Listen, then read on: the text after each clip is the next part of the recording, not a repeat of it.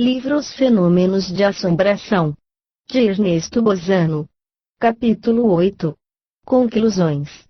Os adeptos das disciplinas filosóficas estão familiarizados aos termos pelos quais se designam e se limitam as possibilidades da ciência humana, a qual em última análise pode se reduzir a uma percepção de relações entre os fenômenos. Tal é o campo minúsculo onde se passa a inquieta mentalidade humana e além da qual se estende ao infinito domínio do absoluto e do incompreensível. Na sequência, o progresso humano, com suas grandes descobertas, suas invenções admiráveis, seus mestres da literatura e da arte, é totalmente reduzido a essa simples expressão, e as manifestações multiformes do gênio são, a seu turno, redutíveis à faculdade de discernir e combinar relações que permanecem inacessíveis às mentalidades comuns. Profundamente convencido dessa verdade axiomática, proponho-me a fazer uma obra científica aplicando aos fenômenos de assombração, lisonjeado por conseguir, de algum modo, esclarecê-los, sem pretender compreendê-los. Eu me perguntava, então, quais eram as relações que os ligava e por quais outras relações eles se associavam aos fenômenos metapsíquicos, em geral. Quanto às relações que os unem entre si, foi fácil observar uma bem distinta, que os caracteriza e que consiste nas manifestações com ligação a uma localidade determinada, a qual parecem de algum modo aderir, a ponto de não poder se realizar de outra forma. Continuando a análise comparada dos fatos, observei que eles se dividiam em duas classes distintas de manifestações. De uma parte, as subjetivas ou alucinatórias, de outra parte, as objetivas ou físicas, que no mais frequente se produziam em conjunto, o que torna impossível sua separação clara em categorias. Se alguém quisesse distingui-las, restaria apenas agrupar, de um lado, as manifestações sobretudo subjetivas, e do outro as sobretudo objetivas. Subdivisão puramente convencional, mas útil do ponto de vista da exposição, pois encontramos entre os dois grupos diferenças muito importantes. Assim, as manifestações sobretudo subjetivas apresentam uma duração muito curta, raramente coincidem com as mortes, não são quase nunca acompanhadas de aparições de fantasmas e têm a especialidade de se mostrar relacionadas à presença de um sensitivo. Em outras palavras, as primeiras são manifestações de ordem sobretudo telepática, as segundas, de ordem sobretudo mediúnicas. Foi, então, razoável distingui-las para melhor analisá-las, tarefa qual meus predecessores já haviam se lançado, designando as manifestações sobretudo subjetivas sob o termo de fenômenos de assombração propriamente dita, e as sobretudo objetivas com o termo alemão de fenômenos de poltergeist. Nesse trabalho, me atei a esses termos consagrados pelo uso porque não há razão para descartá-los, à condição, entretanto, de não esquecer que eles não correspondem a nada de muito definido, dada a promiscuidade da extrinsecação dos fenômenos. Essa promiscuidade é dotada de um valor teórico, pois resulta evidentemente de que a fenomenologia inteira, ao fundo, é única e que, por conseguinte, devemos buscar nela um elemento causal comum, que consiste provavelmente na origem espírita da grande maioria dos fenômenos, com a diferença de que de um lado eles se realizam por uma ação sobretudo telepática, e de outro por uma ação sobretudo mediúnica. Isso para as relações que unem entre eles os fenômenos de assombração. Restava estudar as relações que os ligam aos fenômenos metapsíquicos em geral, e sobretudo a certas categorias já familiares à pesquisa psíquica. Graças à análise comparada entre as diferentes ordens de fenômenos, foi fácil observar que os de assombração propriamente dita apresentam indubitáveis analogias com os fenômenos de telepatia entre vivos e com as manifestações de mortos. Impulsionando a análise ainda mais longe, reconheço que as três categorias de fenômenos se identificam bastante, considerando que, de qualquer uma dentre elas se passaria a outra sem solução de continuidade, e que encontramos numerosos fatos que os representassem conjuntamente, isto é, que começam no leito de morte do agente, sob a forma de telepatia entre vivos, continuam depois de sua morte transformando-se em manifestações de mortos. E se repetem durante alguns dias no mesmo local, identificando-se com os fenômenos de assombração propriamente dita. Diante das provas manifestas, pode-se logicamente concluir que as categorias acima de fenômenos fazem parte de um todo homogêneo e são complementares uma à outra. Então, as diferenças existentes entre uma e outra devem ser consideradas como puramente nominais, e não têm outra importância senão a de delimitar suas graduações de desenvolvimento, que consistem em: quando se manifestam fantasmas de vivos, elas são designadas pela expressão fenômenos de visualizações telepáticas. Quando se realizam golpes e barulhos provocados à distância pelo pensamento de um vivo, são denominados fenômenos de audição telepática. Quando as mesmas manifestações sucedem à morte de uma pessoa e em relação com essa morte, ficam definidas como aparições ou manifestações. Quando se repetem mais ou menos longamente no mesmo local,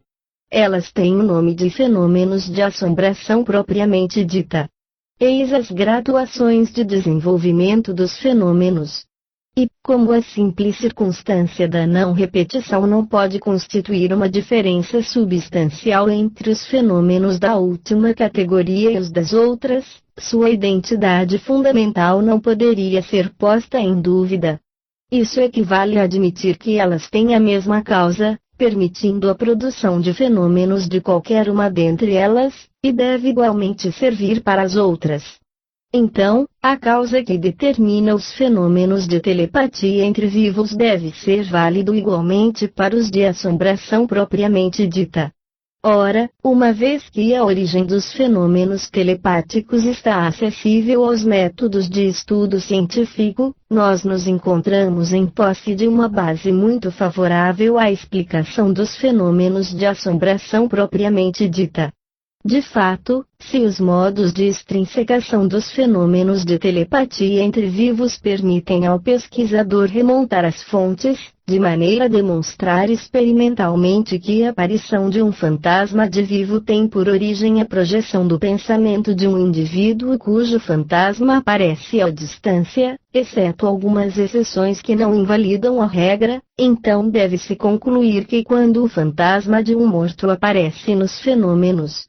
de assombração, este, a seu turno, deve ter por origem uma projeção de seu próprio pensamento, dirigida a esse momento com uma intensidade passional na direção do local de sua moradia na Terra, o que pode se aplicar também a outras formas de manifestações comuns às duas categorias, salvo, sempre, as possíveis exceções que não invalidam a regra. Essas conclusões são bastante justificadas e se apoiam no fato de que os fenômenos de assombração propriamente dita apresentam as mesmas características de subjetividade próprias aos fenômenos telepáticos, isto é, que os fantasmas obsessores, assim como os telepáticos, são na maioria eletivos, como são os golpes e os rumores que são muito grandes para um e não existem para o outro. Restam certos casos onde a objetividade dos fantasmas e a realidade de sons parecem fora de dúvida, conforme o que se passa também na categoria telepática.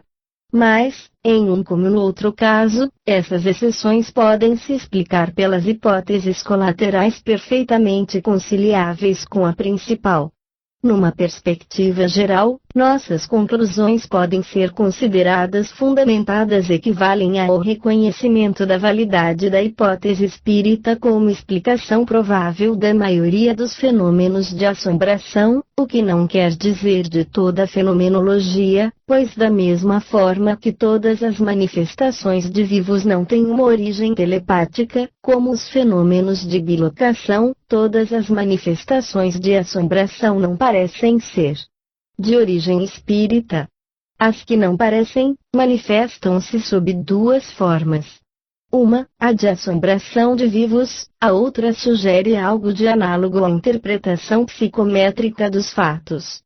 Daí, a oportunidade de acolher também essas duas hipóteses e se quer explicar a totalidade dos fenômenos, ainda mais porque se elas se harmonizam tão completamente com a espírita é que elas são o complemento necessário uma da outra.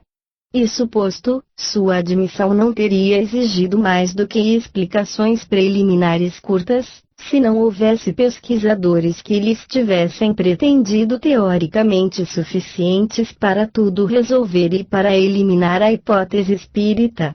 Foi, então, necessário analisá-las a fundo, com a finalidade de medir sua aplicação teórica e de julgar o lugar que as esperava na interpretação dos fatos. Comecei pela hipótese de obsessões de vivos, sobre a qual fiz notar que seu defensor, Frank Podmore, partiu falsamente desta hipótese. Uma vez que se realizam manifestações de vivos, os fenômenos de assombração deveriam ser considerados como tais, não temendo conferir à hipótese telepática uma extensão quase ilimitada. Mas ele não conseguiu provar sua própria asserção, pois essa hipótese persiste em se mostrar inconciliável com uma infinitude de fatos e constrange seu defensor seja a ignorá-los, seja rejeitá-los sistematicamente, e isso em detrimento de sua tese, que se revelou tão gratuita e tão insustentável que não encontrou nenhum partidário e caiu sem se recuperar. A tese de Frank Podmore queria demonstrar que os fenômenos de assombração, em sua qualidade de manifestações exclusivamente subjetivas, o que não é, derivam da ação telepática seja de pessoas que moram na casa obsediada, seja de pessoas que já moraram ali em outra época, ou simplesmente foram informadas dos fatos. Estas, ao pensar nos eventos trágicos que se desenvolveram na casa ou no pavor experimentado quando ali moraram, são a causa inconsciente, seu pensamento se transmite telepaticamente às pessoas presentes nos locais. Desse modo, elas produziriam os fenômenos de assombração e contribuiriam para seu prolongamento. Para a crítica da teoria, remeto ao capítulo 4 desta obra, e me contentarei em observar que para medir toda a inanição dessa tese, deve-se repensar em certos episódios relatados aqui. Não é certamente com uma projeção do pensamento que se pode explicar as manifestações impositivas e violentas descritas nos casos 2 e 27, sem contar que essas manifestações são em sua maioria objetivas, com incidentes de móveis que se deslocam, utensílios que voam, aparições luminosas, urros humanos desesperadores e atentados incendiários, todos episódios que não contam nem existem para a tese de Podmore. É inútil acrescentar outra coisa. Essa hipótese eliminada como explicação satisfatória toda a fenomenologia de assombração pode ainda ser considerada como explicação possível para certos episódios secundários de assombração propriamente dita. Assim reduzida, ela não deve ser repudiada, pois não se deve reconhecer que as duas ordens de fenômenos têm por causa única o espírito humano, em sua dupla condição encarnada e desencarnada. Por conseguinte, não se pode negar a possibilidade de que fenômenos telepáticos se produzem entre vivos e que, repetindo-se mais ou menos longamente no mesmo local, podem se identificar de algum modo com os fenômenos de assombração propriamente dita. Mas, ao mesmo tempo, deve-se presumir que os episódios dessa natureza devem ser de uma raridade extrema, pois requerem coincidências de locais, tempo, pessoas e estados de alma excessivamente improváveis no meio de vida terrestre, por outro lado, mais prováveis em um meio de vida espiritual, como consequências de estados de almas passionais em entidades recentemente desencarnadas. De acordo com essa suposição, e segundo a classificação dos fatos, encontramos que a cada 532 casos coletados, apenas 2 exemplos são provavelmente devidos a obsessões de vivos. Trata-se, então, de exceções tão raras que não se pode se servir delas para fundar uma hipótese explicando em massa uma fenomenologia que se impõe de maneira bem diferente em seus modos de extrinsecação, e que é além disso inconciliável com essa hipótese em razão da natureza objetiva de um grande número de episódios, da relação indubitável que existe entre certas mortes ocorridas nos locais e as manifestações. Provas de identificação espírita que dali decorrem, e do fato intrínseco, não efêmero ou telepático. Todavia, a existência de casos excepcionais dos quais falamos, mesmo considerada em relação com as suposições teóricas expostas, aconselha que se acolha também a hipótese de casos eventuais de assombração identificáveis com a telepatia entre vivos, a condição, entretanto, de que seja circunscrita a limites justos e de que se sirva dela unicamente a título de complemento da principal hipótese telepático-espírita. É o critério ao qual nos dedicamos nesta obra. Restaria considerar a segunda das hipóteses enumeradas. A da psicometria, segundo a qual os fenômenos de assombração teriam por causa tipos de emanações sutis de organismos vivos, que se perpetuariam em um ambiente comumente inacessível a nossos sentidos e em certas circunstâncias sairiam do estado potencial onde se encontram para suscitar nos vivos fenômenos de percepção subjetiva proveniente de eventos que lhe deram origem. Nós mostramos no capítulo 6 que essa hipótese, a qual as aparências acordam uma latitude explicativa bastante vasta, se reduz praticamente a proporções não superiores às da hipótese precedente. Isso porque os fenômenos que a sugerem podem, na maior parte, voltar a simples exemplos de telepatia. Poucos dentre eles restam suficientemente sólidos para lhe prestar apoio e são pouco satisfatórios para fazê-la acolher a título de hipótese complementar de uma outra principal. Ora, conseguimos chegar à mesma conclusão refletindo que a hipótese psicométrica não explica as principais situações episódicas de fenômenos de assombração propriamente dita, como ela não explica os modos de extrinsecação. É isso que nós demonstramos de uma maneira definitiva nessas 12 proposições que serviram de conclusão ao capítulo 6. Tudo o que foi dito até agora se refere aos fenômenos de assombração propriamente dita. Eu formulo, para completar a síntese, algumas considerações breves sobre os fenômenos de poltergeist, dos quais já anotamos as relações que as unem aos primeiros.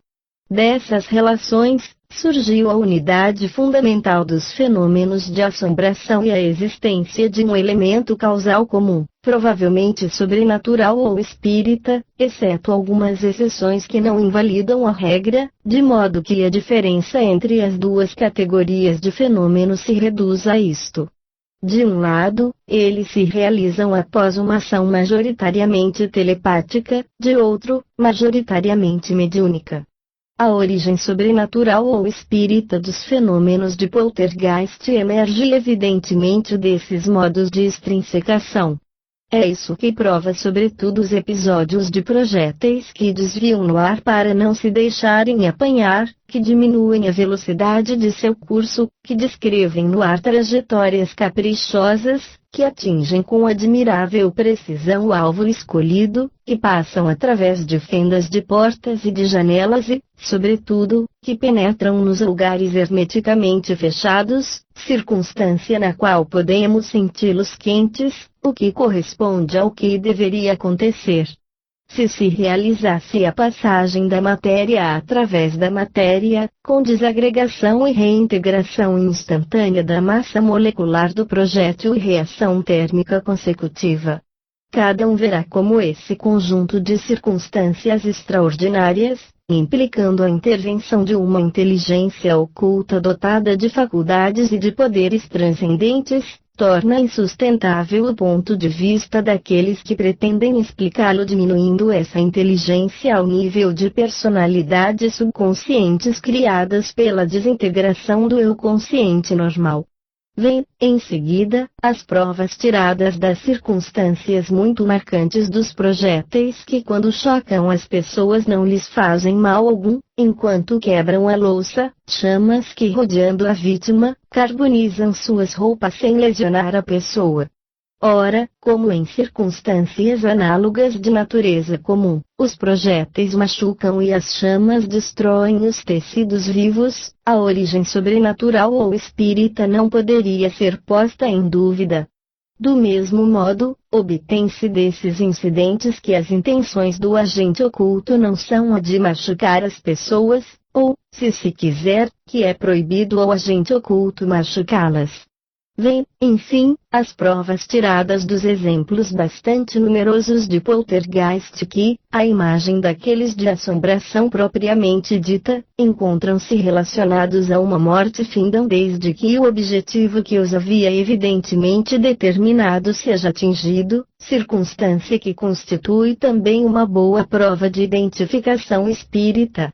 Encontramo-nos, então, diante de um conjunto de provas que convergem na direção da demonstração da origem espírita de muitos fenômenos de poltergeist.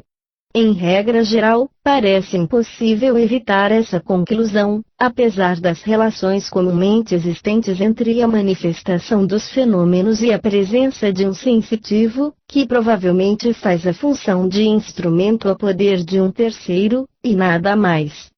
Resta um pequeno número de episódios suscetíveis de serem explicados pela hipótese anímica, que implica, em nosso caso, a emissão esporádica de energia telecinésica ou mediúnica, controlada por uma vontade rudimentar de origem subconsciente.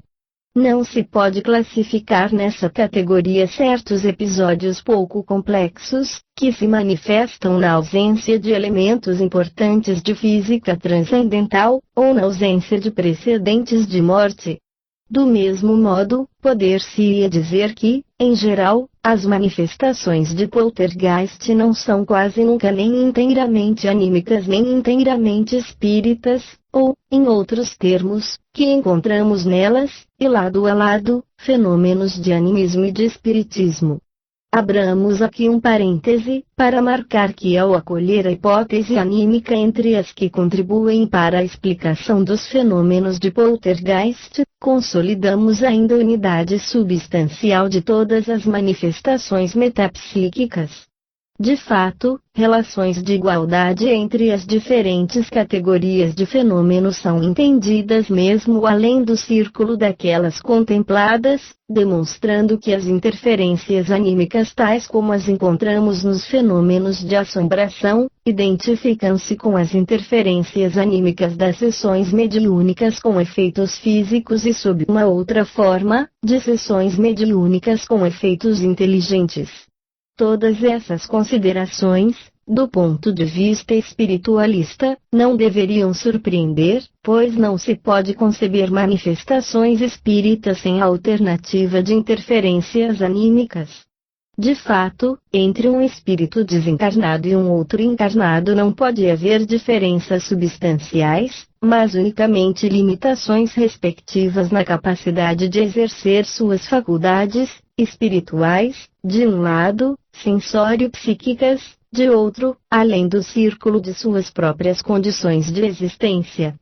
Limitações atenuadas pela intervenção da mediunidade, que permitiria aos desencarnados comunicarem-se com os encarnados por meio de fluidos vitais e de faculdades exteriorizáveis dos médiuns, e, aos médiums, aproveitar suas faculdades espirituais subconscientes, conseguindo se comunicar com os mortos ou se manifestar à distância, ou agir sem contato com a matéria, de modo que a mediunidade poderia ser definida como um estado intermediário da existência, consecutivo aos processos iniciais de desencarnação do espírito. Estando as coisas ali, o problema mais preocupante das interferências anímicas, ou manifestações subconscientes, que se realizam frequentemente entre as manifestações espíritas, poderia ser virtualmente resolvido. De fato, o estado intermediário da existência que denominamos mediunidade pode apenas determinar uma condição de oposição entre as faculdades espirituais subconscientes do médium, que tenderiam a se liberar e a se retomar, e a vontade da entidade espiritual, que tenderia a controlar sua expansão para fazê-la servir a seus próprios fins. Daí, um estado de equilíbrio instável entre as duas tendências opostas, onde tanto uma quanto a outra predominariam ou cederiam, dando lugar a manifestações que se prestam à confusão em parte anímicas, em parte espíritas. Daí também se tem que esse ensinamento é muito útil, o de que as interferências subconscientes que encontramos nas manifestações metapsíquicas, em geral, não podem ser evitadas porque dependem das condições anormais nas quais se produzem as comunicações entre o mundo espiritual e o dos vivos. Fechando parêntese, aplicando essas conclusões à casuística estudada, repetiremos que se, de acordo com essas conclusões, devemos admitir o fato da intrusão de frequentes episódios anímicos nos fenômenos de poltergeist, devemos também recorrer à hipótese espírita para explicar sua origem e ainda mais porque demonstramos a seu tempo que seu valor não era nada diminuído pelas objeções fundadas na vulgaridade e na inutilidade das manifestações dessa natureza. Por sua vulgaridade, explicamos que tudo concorre para demonstrar que os modos de extrinsecação representam a via de menor resistência à disposição das personalidades espirituais para se manifestarem entre os vivos.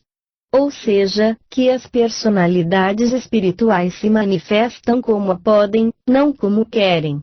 Não esqueçamos que, em certas circunstâncias, não se pode descartar a hipótese da existência de entidades comuns ou maléficas que se aproveitam da presença de um sensitivo para atormentar e amedrontar os vivos, sem outro fim que não o de se divertir às suas custas, assim como acontece em nosso mundo, onde são inúmeros aqueles que se entregam a esse tipo de distração.